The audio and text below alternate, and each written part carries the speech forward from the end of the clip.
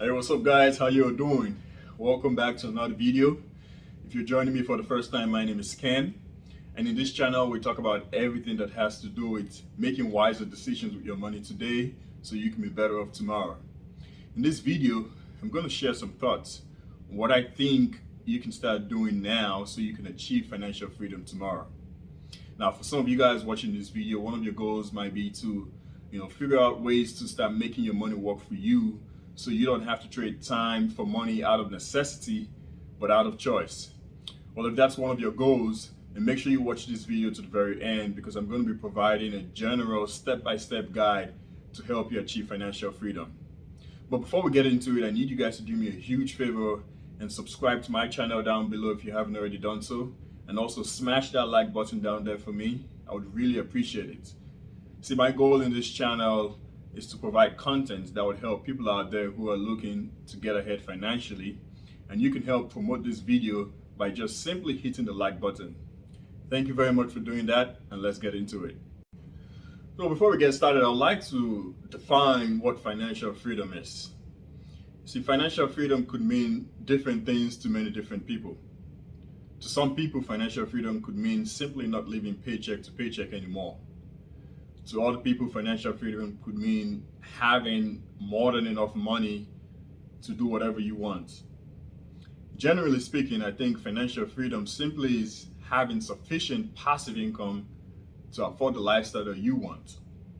So passive income is income that you don't have to work for. So it could be money coming in from your investments, okay? And you can use this money to afford the lifestyle that you want. The lifestyle that you want could be different from what another person wants. It's personal, okay? So once you have enough revenue coming in from your investments every month to cover your needs and wants, you can say you've achieved financial freedom. So now I'm going to show you 5 general steps that I think you can follow in order to achieve financial freedom. The first step to achieving financial freedom is to determine your why. You have to ask yourself this one question: why do I want to achieve financial freedom? And this is not a question that should be rushed to answer. You have to dig deep within yourself to determine why you truly want to be free. Now, why is this question important? See, achieving financial freedom is not an easy task. If it was, everyone would be successful by now. When you determine your true why, you become unstoppable because you don't only have a clear vision of where your destination is, but you're also going to be strongly motivated to get there. You'll be willing to do whatever it takes to achieve your goal.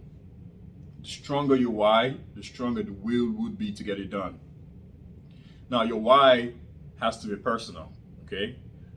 It could be that maybe you grew up struggling, and because of that you decided to change your family tree so you could provide a better life and better opportunity for your family.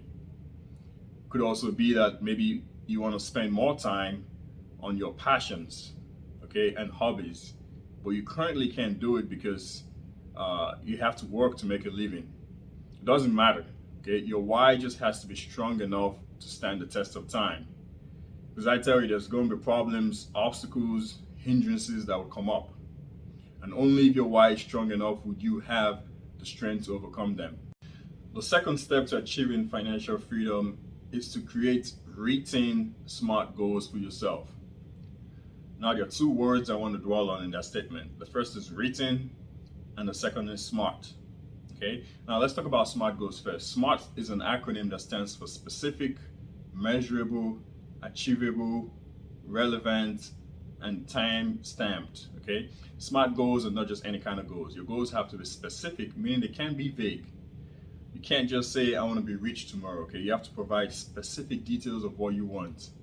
So a specific goal could be, say, I want to achieve a $3 million portfolio by age 50. Or if you're currently in debt, you can make a specific goal that says I want to pay off $36,000 in 18 months. So you're providing specific details of what you want. The second letter in that acronym M stands for measurable. Your goals have to be measurable. You have to determine a way to track progress towards your goals. How do you measure progress? Okay, so in my previous example, I talked about paying off $36,000 in 18 months. A measurable goal could be, okay, say I'm going to pay off $1,000 every month. So in 36 months, I would have paid off $36,000. Okay, that way you're setting milestones to track progress every month. Okay, you can measure your progress every month.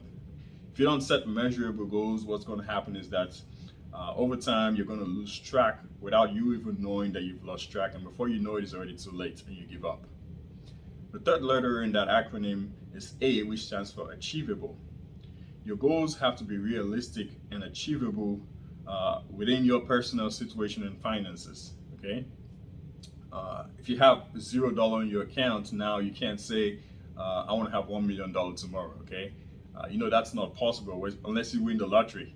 So your goals have to be achievable within your personal situation. If you set goals that are not achievable, like very lofty goals which are not achievable, what's going to happen is that you're not going to achieve them, and then that would make you lose motivation because you didn't achieve your goals. Okay, so now I'm not saying that you don't set goals that are lofty enough. Okay, challenge yourself to set lofty goals, but don't stretch yourself too thin that you give up. Your goals have to be relevant. Now this is where your why comes into place. Okay, why is this goal important for you? Is it necessary? Okay, so your goals have to serve a bigger purpose for you, okay, for you to achieve them. Your why, like I mentioned, is very important. If your why is not strong enough, you're probably going to give up when problems come up. And finally, your goal has to be time stamped. Okay, this is very important. A goal without a deadline is just a dream. Okay, so set timelines and try to stick to them. Finally, your SMART goals have to be written. And when I mean written, I don't mean just keeping a mental record of your goals. Physically writing down your goals is very important. It brings focus and alignment to what's important for you every day. When you wake up in the morning, I want you to look at those written goals and ask yourself two questions. The first question, how closer am I to achieving this goal? And the second question, what do I need to do today to bring me closer to this goal?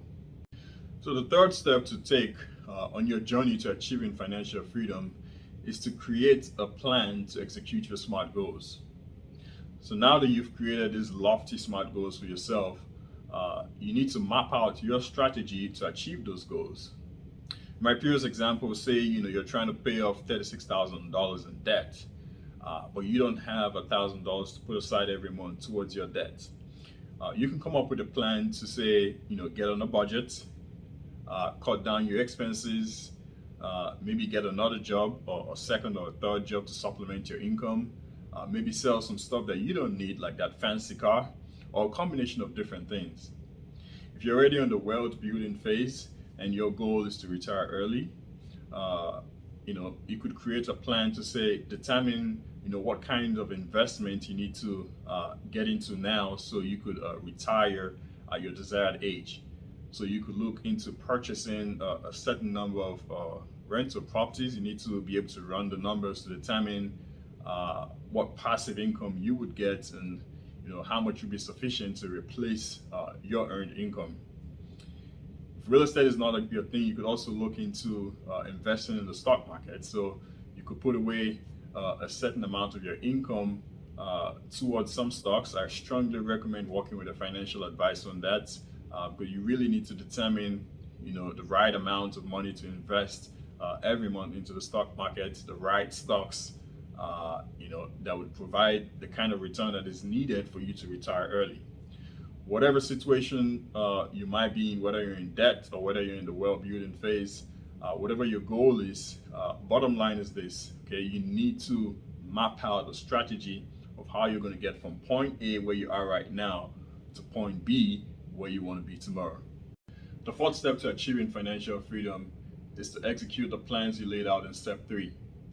Now, this is going to be the most difficult step out of them all, because this is where you're going to face the most problems and obstacles. Be prepared to expect the unexpected. Things won't always go as smoothly as you originally envisioned, okay? But always remember your why. Every morning when you look at those written SMART goals of yours, remember how bad you really want them. And before you know it, you figure out ways to overcome some of those obstacles.